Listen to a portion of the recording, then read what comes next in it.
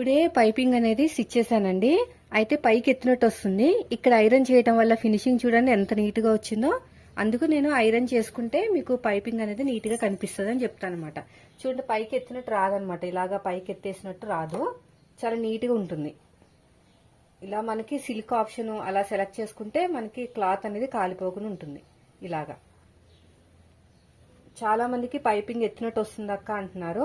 మీరు ఏం చేయాలంటే ఇలాగా మంచి నీట్ గా ఐరన్ చేసుకోవాలి. మీదైనా సరే కస్టమర్దైనా సరే, ఎందుకంటే మన దగ్గర నుంచే కదా ఫినిషింగ్ అనేది వాళ్ళకి తెలిసేది. మీరు ఐరన్ చేయలేదు అందుకునే రాలేదు అని వాళ్ళకి తెలియదు, మనకి తెలుస్తుంది. కానీ కొంచెం టైం అయినా కూడా మనం ఐరన్ చేసుకుంటే లుక్ అనేది బాగుంటది అనమాట. అలా అదే ఐరన్ చేయకుండా ఇచ్చాననుకోండి, పైపింగ్ వేయటం రాలేదు సరిగ్గా అనుకుంటారు. సో తర్వాత మళ్ళీ ఇదంతా ఐరన్ చేస్తాను. చూసారు ఎంత బాగుందో. వెనకాల చూడండి నెక్.